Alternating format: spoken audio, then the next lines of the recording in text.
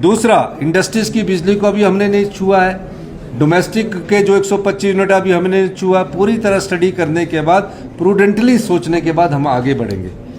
तीसरा, पानी माफ़ कर दिया गया, मतलब ताज वाला भी पानी का कोई बिल नहीं देगा, आपका वाइल्ड फ्लावर हॉल का भी कोई बिल नहीं देगा, आपके जितने होटल हैं उनका कोई बिल नहीं आएगा।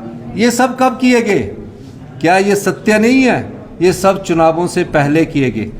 फिर हमारी बहनें थी, अगर हमारी बहनें सरकारी कर्मचारी है और बस में अपना बिल देना चाहती, इन्होंने कहा 50% महिलाओं को भी बस किराए में छूट दे देगी। फिर क्या किया? 3 रुपये बैठ के डीजल सस्ता करने के लिए इन्होंने वो भी माफ कर दिए। जो राज्य रेवेन्यू सरप्लस 2018-19 में था, जिस समय सरकारी कर्मचारियों की डीए की लायबिलिटी दी जानी चाहिए थी, डीए का एरियर दिए जाना चाहिए था, उस लायबिलिटी को और डीए के एरियर को सरप्लस होकर भी नहीं दिया गया, वो हमारे पर छोड़ दिया गया। हमने पहले स्तर पर 75 साल से ऊपर के सभी पेंशनधारियों के एरियर को 2 स्टेजेस में बांटने की बात की है। ये प्रदेश की जनता को जानना जरूरी है। सरकारें आती है, सरकारें चली जाती है, मुख्यमंत्री आते हैं, मुख्यमंत्री जाते हैं। मैंने ये इसलिए 40 साल में पहली बार जनता के सामने लाया क्योंकि जनता को पता होना चाहिए ये संपत्ति आपका है, ये खजाना आपका है।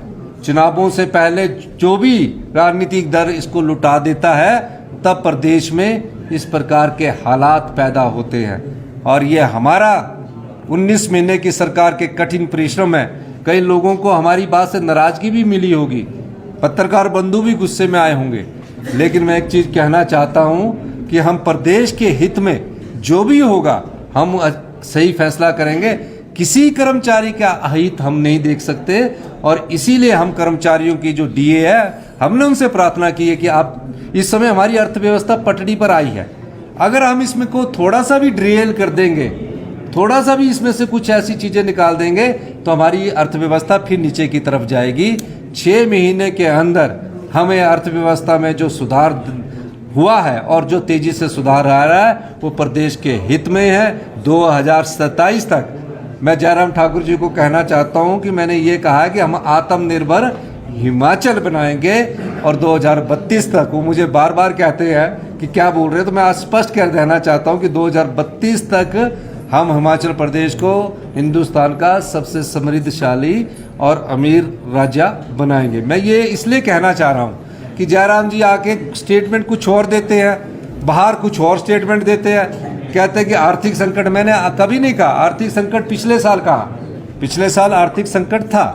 अब हमें फाइनेंशियल प्रूडेंस और फाइनेंशियल डिसिप्लिन की जरूरत है। ये डिसिप्लिन के तहत लिए गए फैसले हैं और मैं हिमाचल के सरकारी कर्मचारियों को